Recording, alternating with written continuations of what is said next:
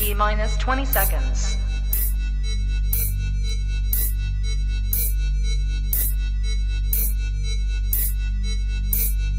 10, 9, 8, 7, 6, 5, 4, 3, 2, 1, 0.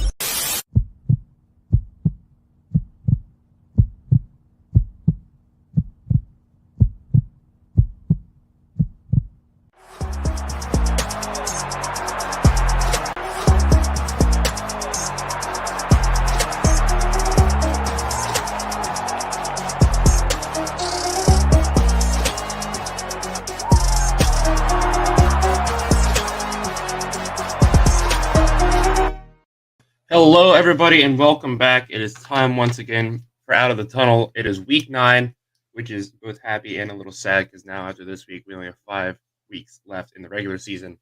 College football season is flying by, but we are excited to get into week 9 with you guys. Give you your headlines as always, our betting picks, some upset alerts, and as always, our game picks. So first things first, Nick, let's start over to you and get our Saturday started. Yes. So my big question for you is we have Syracuse sitting at 16 this week, and they go up against a tough Notre Dame team.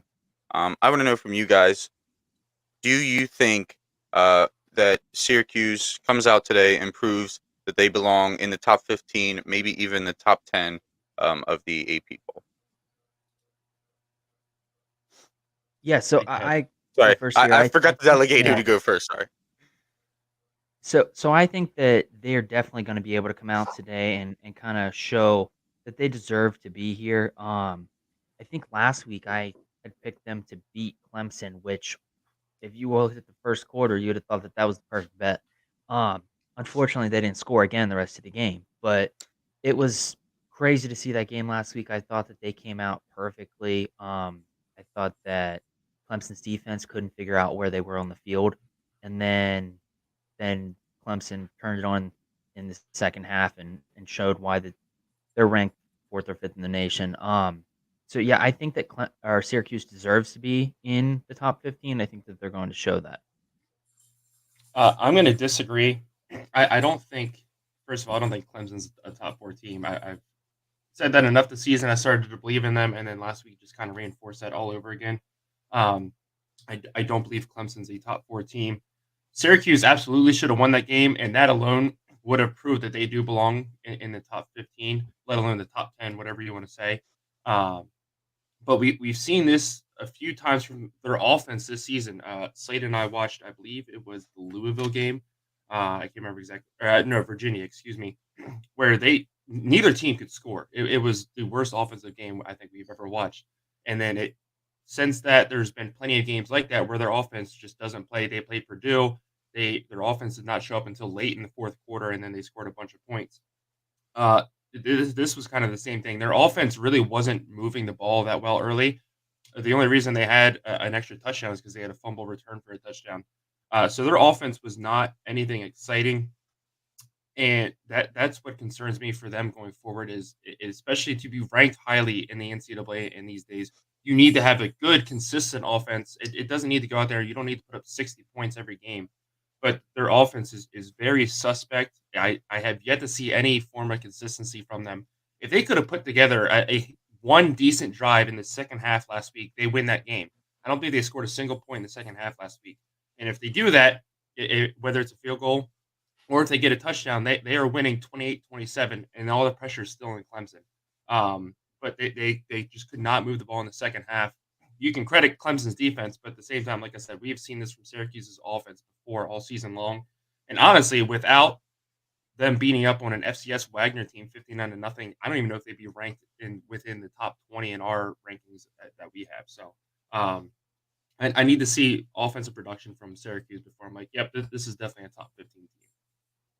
Yeah. I have nothing else to say after everything that George just said because I feel like he read my notes. And this Notre Dame defense, we talked about them early on in the season. We thought that, this Notre Dame team as a whole was kind of going to flop, and they've really brought it around.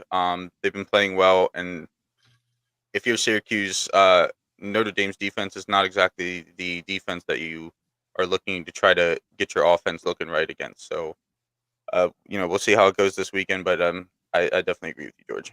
Yeah, I mean, this is going to be a super low scoring game. Honestly, I would take the under on it. But yeah, this is a very difficult defense. Notre Dame has shown great strides in a few weeks. They played really well against BYU. They had a pretty good offensive showing last week. But yeah, their defense is by far and away. Notre Dame is the same exact story. If they can show offensive, um, I can't think of the word, but if they can consistently prove that they have a half decent offense, I think they can absolutely win a lot more games, and not just this one, but more games on top of that. So it's going to be a defensive struggle in my mind today. Slay, let's go over to you today. Yeah, so today's the big game. Everyone wanted this to be the whiteout game. It's going to be the stripe out with half the stadium basically white because they only do the stripe out down to like uh the edges where the student section is, and then it's all white. So it'll be interesting to see. It's a noon kickoff, which helps Penn State, I think, here because they get the normalcy of where they're at. Same locker room, same bus ride over, same walk in. Coach walks around the field. Ohio State is going to come out very strong, and the spread right now is 15.5. So I guess the question here is, can Penn State cover that spread? And the reason I ask that is because Ohio State is 4-1 against the spread in double-digit games this season. Although against Penn State, 5 of the 6 last games, Penn State's been able to cover that spread against Ohio State. I think it'll be interesting. I think it's going to come down to Penn State's offense. I think Ohio State is going to put up 45 points no matter how Penn State's defense comes out, whether they play like they did last week or whether they play like they played 3 weeks ago. I think Penn State's offense has to go out knowing that they have to score 40 points to be in this. And I just wanted to know what your guys' thoughts are on if Penn State can cover. Yeah, George, we'll go with you first. yeah. I think they do just in the spirit of this rivalry game. They always seem to keep it close no matter what. I will say I would be very hesitant to put money on it just because I think this is the best Ohio State team Penn State has faced in years. This is an Ohio State team that struggled last week against Iowa for much of that game and still absolutely blew them out of the water. Yeah, I understand Iowa's a bad football team, but still, they did not have any offensive consistency. They struggled to move the ball a lot, but they were still putting up 40 points on Iowa. They handed Iowa their worst loss since Kirk Ferentz became the head coach. So even when this Ohio State team is bad, they're really, really good. Penn State has had a very Jekyll and Hyde season so far. Like you just said, they looked pretty good the first 5 weeks, and then all of a sudden they show up to Ann Arbor, and Michigan just blows them out of the water. It shows that they are not ready to be on the same level as Ohio State and Michigan.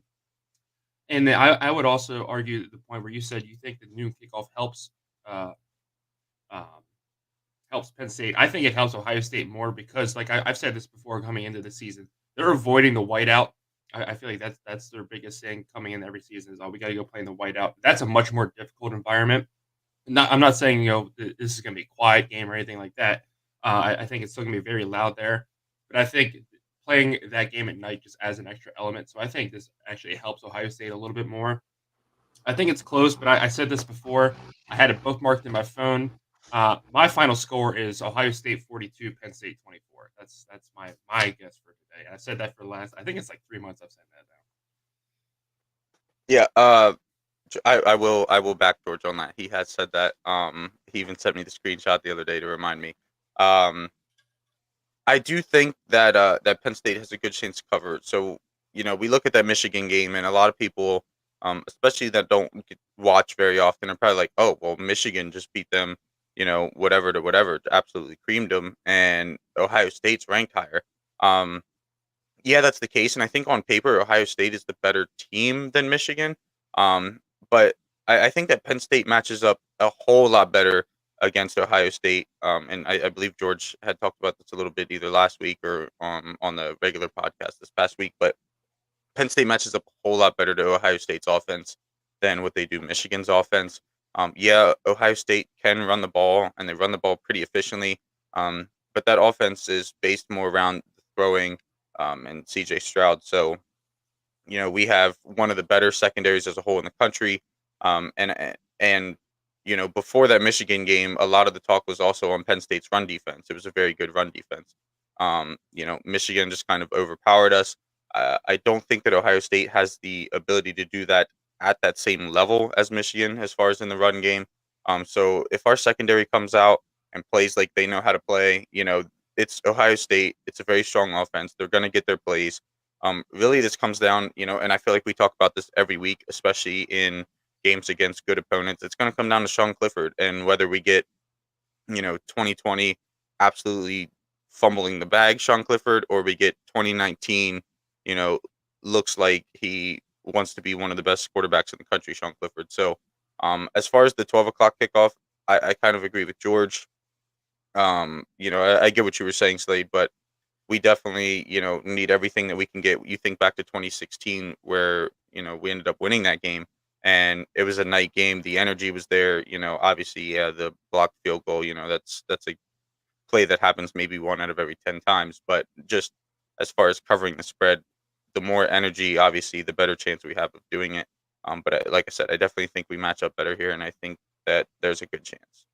Yeah. I'm also just going to say Book of a Trent took the Penn State spread, so I would be very cautious of that. Oh God. How'd you see that? I thought you have him blocked and everything.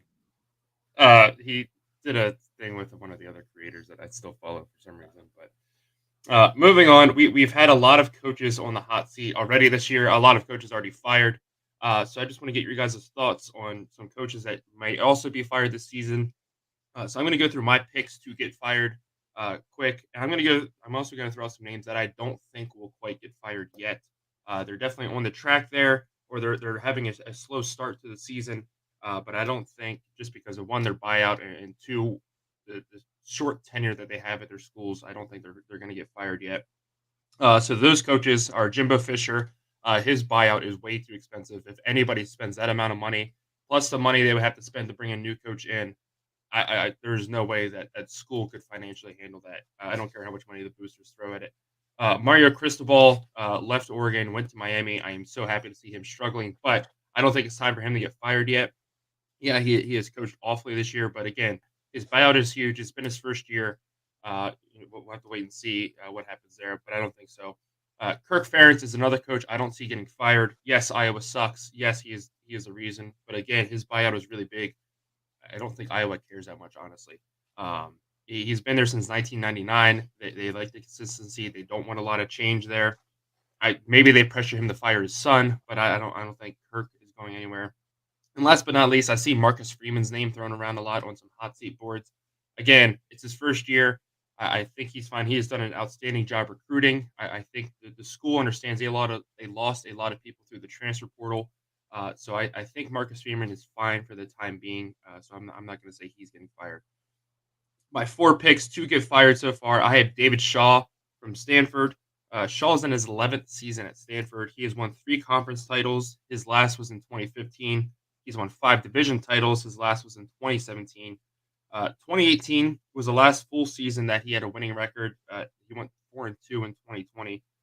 Since 2018, he's gone 23-32. He's come out and blatantly said, "I just can't get the recruits here anymore. It's the academic restrictions and all this other stuff." I think it's more so the NIL deals, but this is that's not a fair excuse to me because in my mind, he had these academic restrictions before. He was able to bring in big names like McCaffrey, Andrew Luck, and names like that to come play at Stanford, take Stanford to the Rose Bowls, just miss out on the playoffs. So I think the school kind of recognizes where he's gone downhill.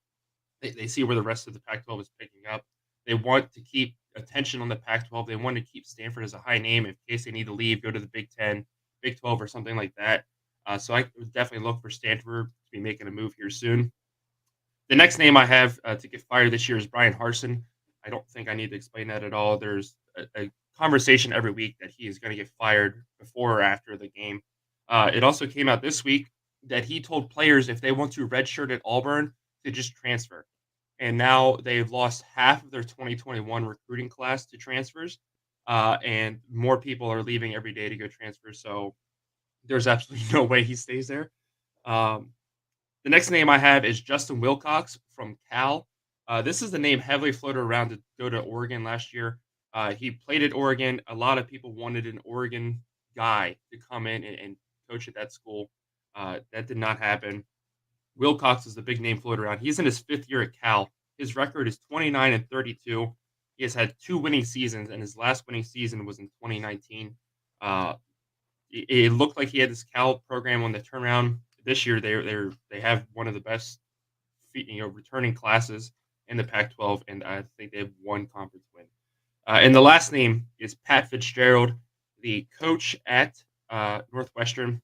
He has coached at Northwestern since 2001. He started out as a defensive backs coach, went to linebacker, and then was the head coach. That happened in 2006. He has made 2 Big Ten title games, and that's about all that is to his name.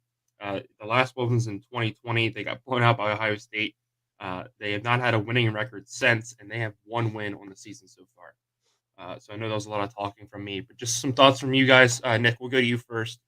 Any other names that I missed, or any thoughts on the ones I did mention? You covered probably all the ones that I would be thinking as far as getting fired. The biggest one that stood out to me would have been Brian Harsin. Like you talked about, there's obviously on the field issues. There's some off the field issues. You can't talk about, or say things like that when it comes to redshirting. Because redshirting is a pretty important part of college football. So if you don't plan on doing that and you're just going to throw 100 different kids on the field throughout a season, it doesn't really seem like you know what you're doing a whole lot. But he's in a very tough conference, and those fans, every single team in that conference, the fans want wins, and they want to, at the very least, look competitive against the top schools in that conference. Auburn hasn't looked like that for a couple years, maybe even since the Kick Six. Yeah. So yeah, that was out of all the ones you named and all the ones that I had looked up. I think that was probably the most prominent one that I've seen. Slade, just before I go to you, and then Hugh Freeze is a huge name rumored to be going to either the Auburn job or some of these other openings I just mentioned. Liberty locked him up last night to an 8-year, multi-million-dollar deal, so he's not going anywhere. So that's a big name off the job board. So it'd be interesting to see, what new head coaches we have next season. Slade, your thoughts? Yeah, so I kind of agree with you in that Miami, Texas A&M, they both kind of have contracts that are very difficult to buy out, especially Texas A&M and Jimbo Fisher. I think that Jimbo Fisher is kind of in the situation to where he feels like he can't do any wrong because he's got the school screwed financially. Um, Mhm. I also think though that Texas has a lot of boosters, a lot of big oil money. If they wanted to, they could pay him out, I don't know, $5 million a year over the next couple years to get him that $75 million payout that he would be at if they let go of him this season. Um, I know that someone like Deion Sanders, there's lots of lower level coaches that have been performing very well that are saying that they would love to be in the SEC. Um, I think that Auburn is a definite. If you're going to tell your guys that they should just transfer instead of sit on the bench for the season, that's a guaranteed you're out. Um, but I also think that Notre Dame is in a tricky situation, and like you said, he's new. But also, I don't know that they signed him to that massive of a contract for him for the season, that this could be a bridge season for them to look for a higher level coach and kinda bring in someone for next season or even the following season, and kinda use him as a bridge coach. Uh, Also the comments about the Stanford coach and not being able to bring people in. I watched an ESPN thing on how, like, I think it was 8 years in a row or 7 years in a row, they had, 5th round or better drafted tight end from Stanford. Like, if you look at the NFL, it's crazy, like, over a third of the tight ends in the NFL had at some point played on Stanford's team, whether they transferred out or redshirted there or whatever the deal was. So, it's crazy to think that they had all these high name tight ends along with Andrew Luck and Christian McCaffrey. Um, Something is definitely going awry there with his recruiting skills, and Mhm. so I think that, Stanford, Auburn, and Texas A&M would be my 3 picks. Texas A&M, the reason why I say that is because he has refused to turn over the playbook to the offensive coordinator anyone.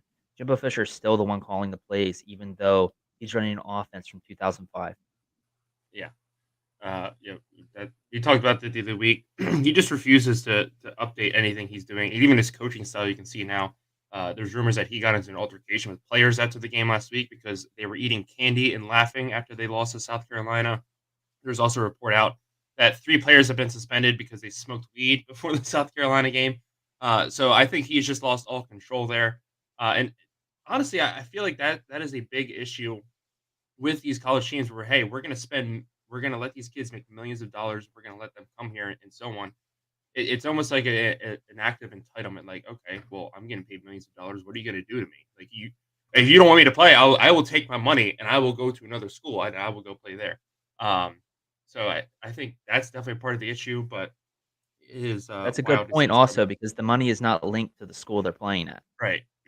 And I believe the NCAA just made a rule change the other day to clarify some things on the NIL deal, saying that the school can't help and assist in getting kids NIL deals at all. Uh, uh, Yeah, I mean, because at that point they're worried about the schools making money on top of it. That's not what this is for, so on and so forth. So a lot of these schools that have created programs within their own to be like, hey, we're going to help you manage your money and we're going to help you sign all these deals and stuff. Now they can't do that or they're not supposed to. We'll see how many actually follow that rule and how many get in trouble for it. But definitely something to keep our eyes on going forward. Moving on, it is time now for our cash out picks for the week. Nick, let's go ahead and get yours first. Yes. So up first, I had to do it.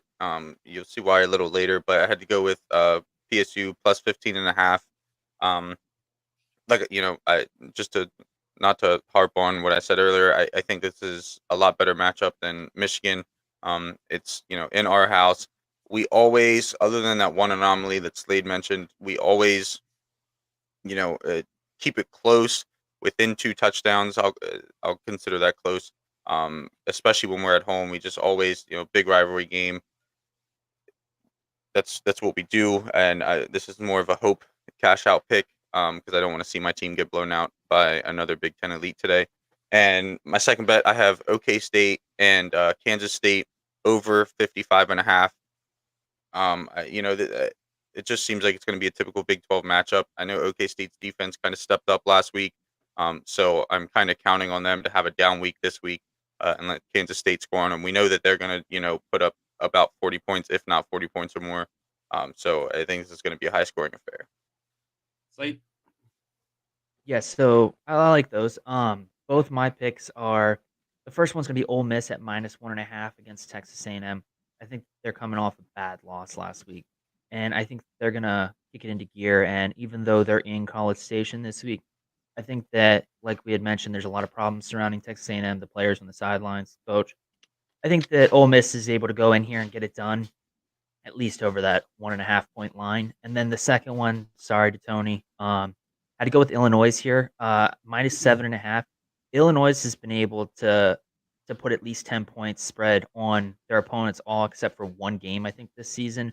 They've come out firing on all cylinders. I think that I've been riding this train since like week 2, and you guys just recently got on it last week or the week before. I think that their offense has shown that they can score, and their defense has shown that they can keep some decent teams from scoring for the majority of the game until kind of garbage time. Before I get into my picks, I like both of your picks. The Illinois one, the only hesitation I have against that is even when Nebraska isn't good, they still somehow keep it within one score, and that's how they lose all the football games. So that's the only reason I'd be hesitant about that one. But on that, the Mississippi State one, I really like. One thing I want to ask you guys real quick before we get into my picks. So Texas A&M currently sits at 3-4. They need to win 3 more games to become bowl eligible.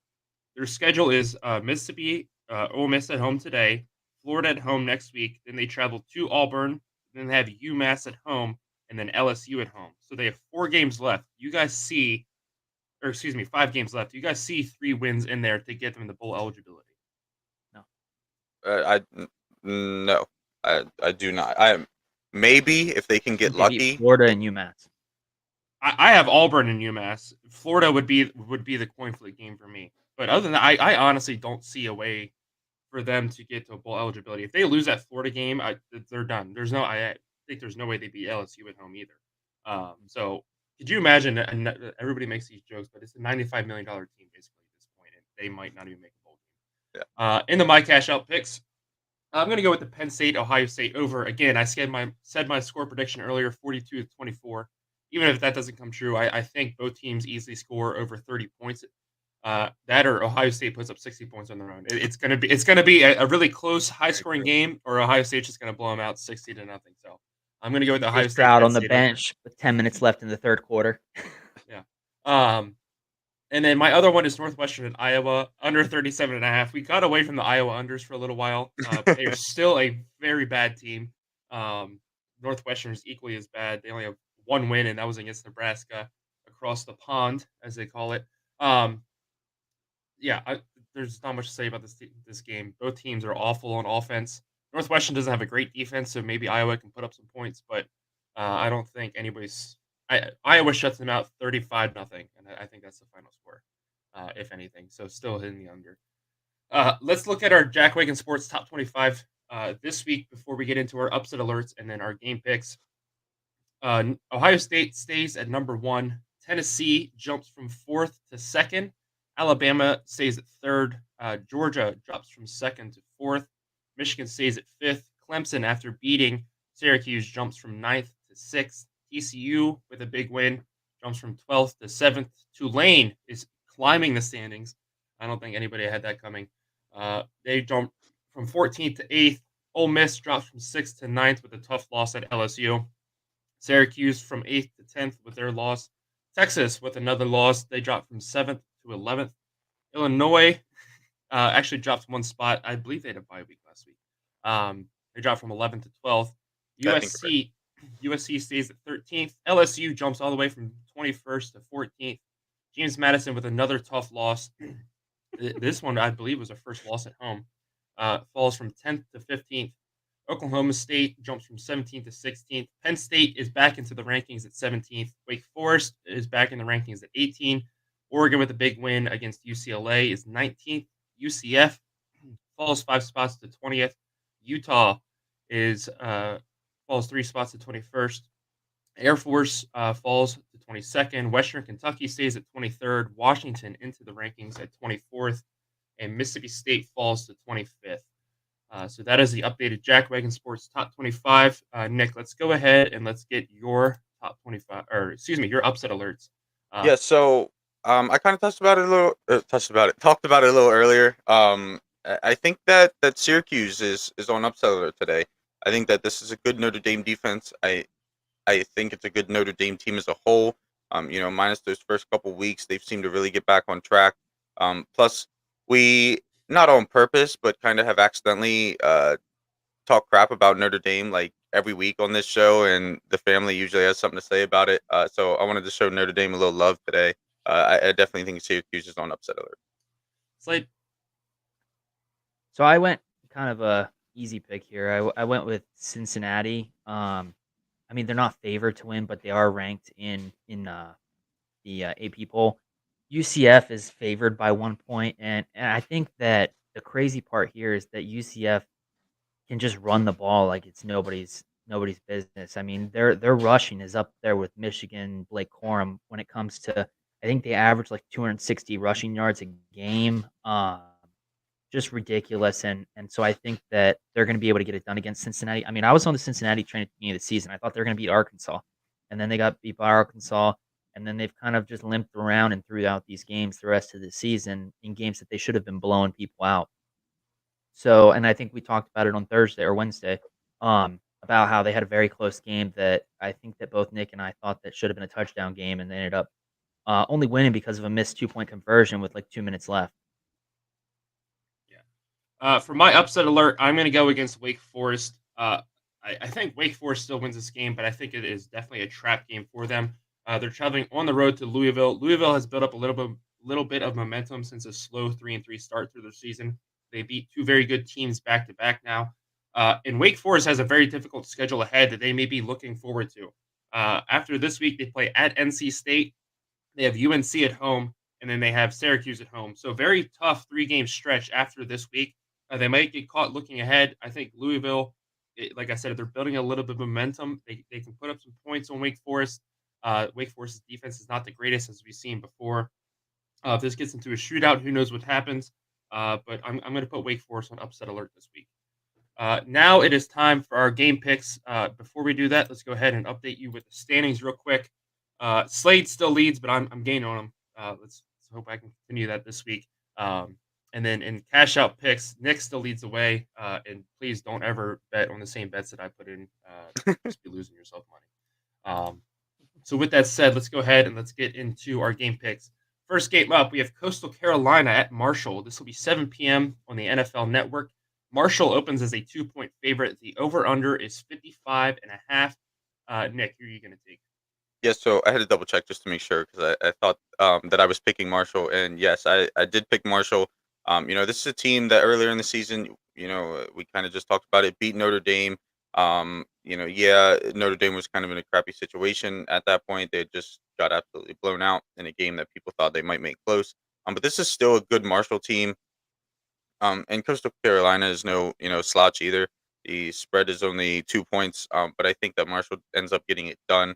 I don't know. I just always like Marshall. I do like Coastal Carolina too, but Slade? Marshall's got a whole movie. Coastal Carolina don't. So I went with Coastal Carolina here. I think that they've been a pretty decent offensive force this season. I think they averaged like 40 point game. They came off a tough loss last week to Old Dominion, and so I think that they're able to rebound and kind of get a statement win here against a very impressive Marshall team, like Nick was stating. Yeah. I'm going to go with Coastal Carolina as well. Marshall only has 2 FBS wins this year. The one was the Notre Dame game, and the second was they beat James Madison last week on the road. So maybe they're turning it around, but they need to win more than 2 FBS games for me to have a little bit of hope in them. Like you said, Coastal Carolina had a difficult loss. I believe it was at home too to Old Dominion. So they definitely want to get Yeah. back on the right track. They need to set the groundworks of laying out to go for the Sun Belt Championship this year. I think they do that on the road against Marshall. Next game up, we have the battle of the number 20s. We have number 20 in the AP poll, Cincinnati, at number 20 in the Jackwagon poll, UCF. This will be 3:30 p.m. on ESPN. UCF opens as a I think you said it just moved to 2 points. UCF is a 1-point favorite in our book, so the over/under is at 56. Nick, who are you going to take? yeah, so I'm going with Cincy on this one. I've kind of been a little hard on them in some weeks past, and I think this is going to be a great game. I think the spread is probably pretty accurate. It might come down to a last-second field goal. I just think that Cincinnati is going to be able to bring enough to come out of there with a win. Slade? Yeah, I went opposite. I went with UCF. I think that Cincinnati walked out of there very lucky last week with the missed 2-point conversion against them with 2 minutes left. I think that that shows that their team has just not been there offensively as much as I thought that they would be this season. And UCF, like I said, can run the ball like no one else. And so I think that that's going to be the part that gets them the job done today. Yeah. I'm going to agree with Slade. Again, I think the running game is a big difference, but Cincinnati's last 2 games have been against American Conference opponents have been separated by 6 points. The 2-point win over SMU, and they let a really bad USF team only beat them by 4. I think they're starting to struggle a little bit here. I'm not sure what's going on, but I think UCF is coming off a tough loss on the road to Eastern Carolina last week. I think they have a little bit of blood in their mouth. They want some revenge. I think they're going to take that home energy, and they're going to put it on Cincinnati today. So I have UCF winning. Next game up, we have the world's largest outdoor cocktail party. We have number 1 Georgia visiting Florida. This will be 3:30 p.m. on CBS. Georgia opens as a 22.5-point favorite. The over/under is at 56.5. Nick.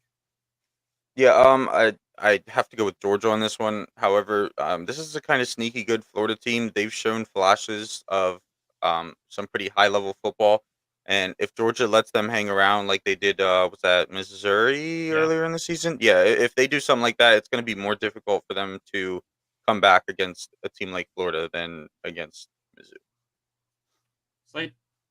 I'm going with Georgia here. I think that they're going to send Florida back to reality. I think that, like Nick said, that they're kind of sneaky good this season, but I think that they really got scared with that Missouri game going down 2 or 3 scores in the first half and then having to fight back. So I think that they're going to take care of business today and easily cover that spread. Uh, I'm going to take Georgia, but I'm going to disagree with you. I think Florida keeps a little bit closer. I've said it before. I'll say it again. Rivalry games always tend to have a tendency to stay close. These two teams do not like each other. There's always some weird things that happen during this game. I think Georgia still wins this by 2 scores, but I think Florida is able to put up a few points on Georgia, and Georgia's offense is hot or not, and we've seen the last few weeks they've been rolling after that Missouri close call. So maybe it's time for their offense to take a week off. We'll have to wait and see. But I think Georgia easily wins, but I think it's 14 points. I don't, or even 21. I don't think it's more than 23. Um, Moving on, we have a battle in the Big Ten West. Illinois will visit Nebraska. This will be 3:30 p.m. on ABC. Illinois is a 7.5 point favorite. The over/under is at 50.5. Nick, who are you going to take? Yeah, so I went with Illinois on this one. I think this is going to end up being a very good game. Big Ten West. Um, Illinois is just on a different level this year. We kind of seen signs of it last season, but I feel like they finally have put that together. Shout out to Deb and Nebraska. They've been good. They've been bad. They've been good. They've been bad. I think this is just another week where they might still play good, might have a good game. This Illinois team, compared to the or the teams in the Big Ten that aren't Ohio State, Penn State, Michigan. Um, yeah, I guess that's about all I could include in there. I think that Illinois would be that fourth team in the Big Ten. Slade? Yeah, I'm going with Illinois here. They're my cash out bet. I think that they're going to be able to get at least a 10-point win here. I think that they've shown that they're very good at doing that all season, minus one game. And so I'm really anxious to see if George goes with the family bet or if he tries to catch up with his record here. No, I'm going to go with Illinois, but I'm using the power of the jinx to help out Tony. But no, this Illinois team has taken a step that I don't think anybody saw coming. They have looked really well this year. Their one loss was early in the season. It was a tough road game against Indiana, and honestly, a game that they probably should have won as well. Um, if Nebraska can catch the football, this is absolutely. I think it's going to be a shootout, and Illinois is going to have to score some points. But the problem is Nebraska wide receivers don't like catching the football for some reason. Um, Illinois also has a 1 game lead over Purdue right now in the Big Ten West standings. So if they want to cement themselves as contenders in the Big Ten West, as a front runner in the Big Ten West, they need to win this game. And if Nebraska can win this game, they are right there tied with Purdue and Illinois for the lead in the Big Ten West. So as always, the Big Ten West is going to be, a horse race until the end of the season. So this game is surprisingly going to go a long way in deciding, who's going to get to the Big Ten West championship. So it's a big game for both teams, but I am going to take Illinois at home or on the road. Excuse me. Next up, we have the battle of the two brothers, little brother Michigan State visiting Michigan, the big brother. This will be 7:30 p.m. on ABC. Michigan is a 22-point favorite. The over/under is 54.5. And I don't know if you guys saw this. It doesn't really have anything to do with the game, but Michigan has come out and said before that they don't like playing night games, but I guess they're really upset about playing a night game this week. And I just thought that was a little bit funny. At home, I will say they don't really care about it on the road. They don't like playing night games at home. Nick, your thoughts on who's going to win this game? Yeah, look, I went with Michigan, but I just want to say, these kids go to these big schools to play in those big games under the lights in their home stadium. I mean, it makes sense now that we've had Michigan on big noon kickoff for the past I don't think they were last week, but before that it was like 5 weeks in a row. Mhm. I imagine Harbaugh just like absolutely yelling at whoever is in control of that stuff to just keep them at 12 o'clock games. Um, that sounds kind of ridiculous to me. Like I said, these kids live for moments like that, but whatever. I think this is a blowout. Michigan State. Uh, Everybody had hopes for them at the beginning of the season, and they very quickly fell off, and they haven't really regained any sort of traction. They've won a couple games, but they haven't been anywhere near what people thought they could be this year. And I think Michigan just runs all over them. Slade? Yeah, I agree. I think Michigan gets the win here. I think that them saying that they don't like playing night games, though, is just another way of Harbaugh kind of whining about something. I mean, they complained about Penn State holding them up in the locker room at halftime against them And now they're complaining about not wanting to play a night game, which is what everyone hopes to do when they play college football, is play that night rivalry game. Apparently not in Michigan, and I don't know, maybe their fans don't like to drink all day, and that's why they don't like night games. That just says a lot about Michigan in general. So I will say I read the article, and Harbaugh was complaining because he's like, it's just like the football guy in me. Day games are the way to go, so on and so forth. But the AD actually did have really good points. He's like, listen, he is worried about people drinking all day because then they have to turn around and drive home. But he's like, also, our guys are working here. They're working 13, 14-hour days for these night games. He's like, it is a little much. He's like, we do prefer to play day games, but hey, we'll play the night game. So the AD I respect, but yeah, Harbaugh definitely. I mean, and that's the only team in the country you've ever heard say any of that. Like, I feel like any other team in the imagine how country, again, Alabama feels playing at 7:30 every other week. right? They're just used to it at this point. But Alabama probably hires enough people where they can send people home at 2 o'clock in the afternoon Yeah, that's because everybody wants to go work for Alabama.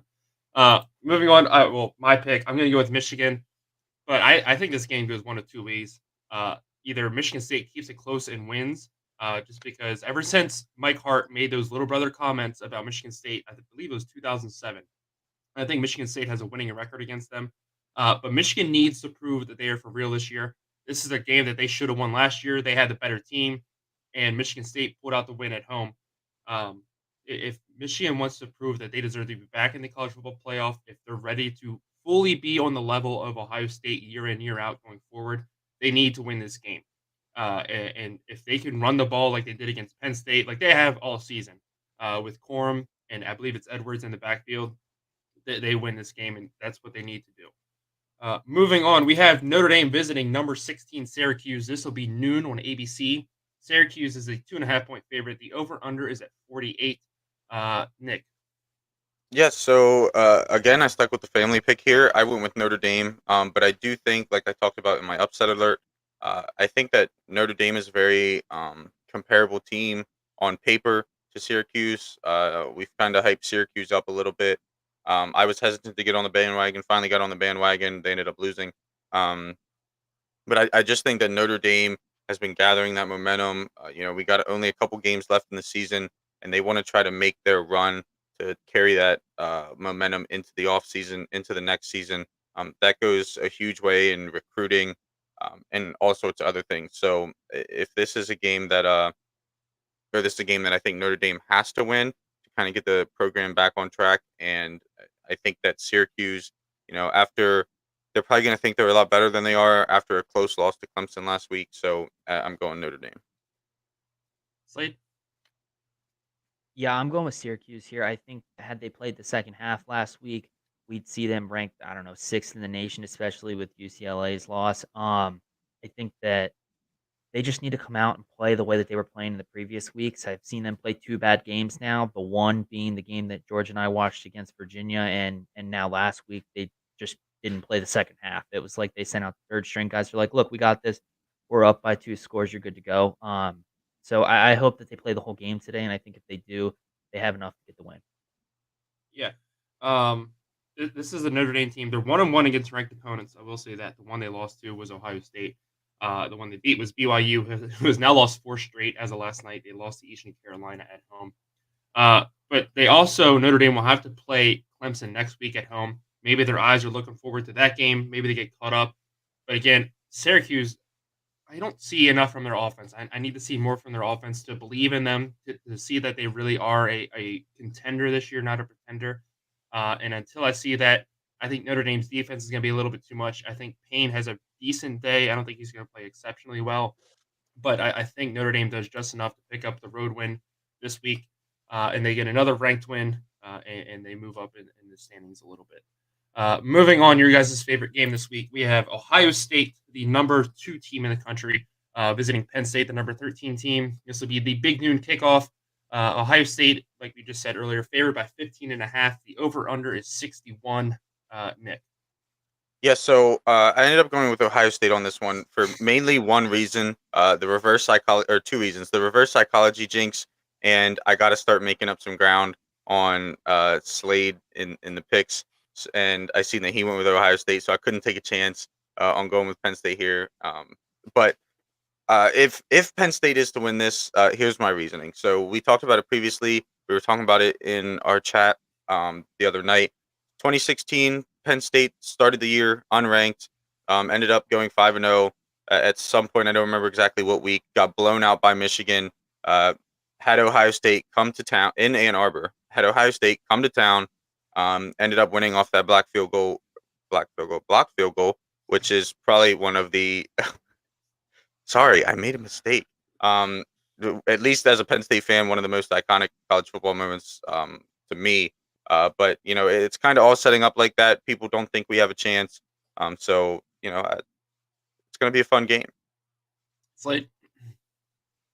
I also had to be realistic here, and I went with Ohio State. I think, like I talked about earlier, Ohio State's going to be able to score 45 points easy in this game. And so the only way that Penn State's able to even get close to the spread is if they go out knowing that they have to score at least 40 points here, possibly get an interception against a very, very talented CJ Stroud.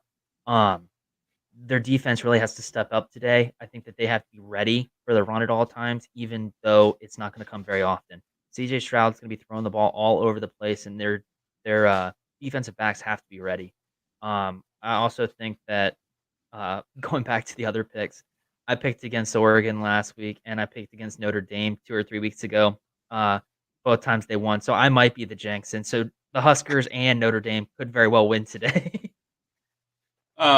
I really wanted to go with Penn State once I saw what you guys picked, just because I wanted to save the jinx. But I'm going to go with Ohio State as well. Again, I need to keep making up ground. But I think this is a game where C.J. Stroud cements his Heisman moment. I really think this is it. If not, it's going to be the Michigan game.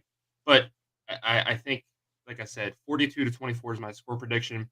I think Ohio State can do it all. They can run the ball. They can throw the ball. I think they're going to have – I would argue – Penn State's defense is going to look worse against Ohio State than it did Michigan. Michigan just ran the ball. Straight up, that's all they did. They put 5 guys on 5 guys, and they just ran the ball right at Penn State. I think Ohio State's going to load the box. They're going to run the ball. Penn State's going to start selling off for the run. They're going to start throwing the ball over the top. So I have Ohio State winning this game easily. But that's just my pick. Again, I think this is C.J. Stroud's Heisman coming out party. If he hasn't already had that moment so far, I think it either comes today or against Michigan in a few weeks. Moving on, we have Oklahoma State visiting Kansas State. This will be 3:30 on Fox. Kansas State actually opens as a 1.5 favorite. The over-under is at 56. Nick. Hold on, I'm trying to find my pick here. There it is. I went. Yeah, I did. I went with Kansas State. In all fairness, I didn't look in ESPN, and George just had in the notes Kansas. So I was like, I'm going Kansas. You put it there. What? My notes right here say Kansas State. And I didn't see the state underneath, but that's all right. I'll stick with it. We've seen. I did talk about it earlier. Oklahoma State has kind of their defense has had a good week, bad week, good week, bad week. They had a good week last week, so I think they're going to have a bad week this week. I think Kansas State's going to be able to take advantage of that. This is another one of those sneaky good teams that kind of nobody's talking about, but Kansas State has looked very good, especially if you consider, their teams, some of the teams they've put on the field in the past. I think being at home, they're going to be able to use that energy and really upset Oklahoma State. Slate? I was honestly glad that Nick picked Kansas State. I thought that he thought it was Kansas and that was the game being played. So I was excited that he picked Kansas State. The spread is definitely off for me. I think Oklahoma State got a very great win last week, and I think that they're able to offensively get the job done today. I am going to go with Oklahoma State as well. Kansas State should have absolutely beat TCU last week. It wasn't for Adrian Martinez getting hurt. But also, their backup quarterback came in and still played really well. They couldn't do too much in late in the second half there anyway. So Kansas State's upset. But again, I'm on this Oklahoma State bandwagon until it is in the ground. I thought it was in the ground last week when Texas was leading, and then they only scored 3 points in the second half. So it saved it for another week. So again, this is my pick to win the Big 12. So until they are eliminated from that, I'm riding with them. Tony, I just want to say I was getting pressured to do these picks from George, and I was in the middle of trying to get ready and stuff. So the stuff that I did look up and research was already hard enough. I just happened to see Kansas, and I wanted to hop back on the Kansas bandwagon. I didn't see state underneath I it, should so have put that's Kansas's logo in for your Rock pick. chalk. that's my bet. You should have, dude. I would. Yeah, Kansas is winning this game, even though they're not playing it. I'm here Uh, for it. Moving on, we have a battle in the MAC West Division. We are very hyped to see. We have Toledo visiting Eastern Michigan. This will be 12 p.m. on ESPNU. Toledo opens as a 7-point favorite. The over/under is 55.5. The winner of this game will be leading the MAC West Division. The entire MAC this year seems to be up for grabs. So, Nick, who are you going to go with? Yeah, so along the same lines as you just said, the MAC being up for grabs, I had to go with Eastern Michigan on this one. It was kind of we've seen these games all season, and really that's just kind of the style of the MAC when they're playing each other. You really have no idea how the game's going to end up. Vegas can say whatever they want about who they think is going to win, and these MAC games just kind of are free for all once that first kickoff happens. So I pretty much really flipped the coin on this one and said Eastern Michigan. Slade? I went with Toledo here. I think that Toledo's going to easily get this one. They've looked unstoppable so far, and minus a game or two, I think that they've really shown that they offensively can get it done here, and I think this is their way of getting into that first place, like you had said. Yeah. I am going to go with Toledo as well. I should really share this. Actually, I think I shared it with you. If you guys didn't look at it, it's your fault. Toledo is number 37 in the Jack Wagon Sports rankings. Eastern Michigan's like 100th. So for that reason alone, I got to stick with our rankings. I'm gonna take Toledo on the road, and that will bring us to the Jack Wagon Sports Game of the Week.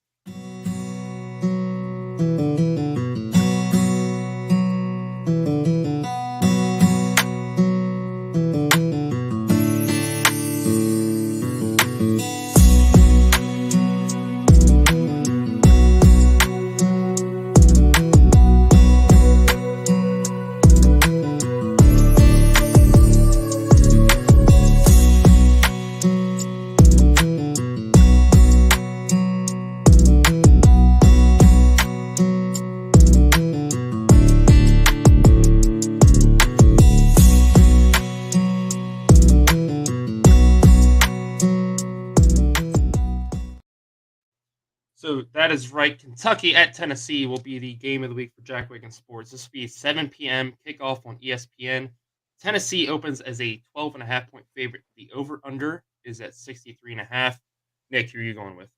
Yeah, I had to go with Tennessee. I've talked about it multiple times. This is a college football playoff team. Um, they have a couple tough games coming up, but I think this is a game that they're looking at. They know that they can't lose this game.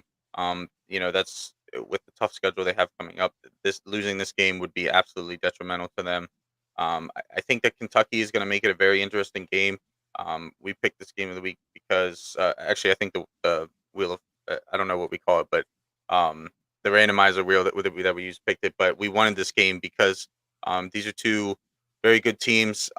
Both these teams, their defenses aren't necessarily elite level, but they can show up and stand out when they need to. This is going to be absolutely fun. You're going to see drives where an offense might go down the field and score in 50 seconds, and then the next three drives could go 3 and out. That's just kind of how these teams' defenses play, but it's going to be a fun one. Slade?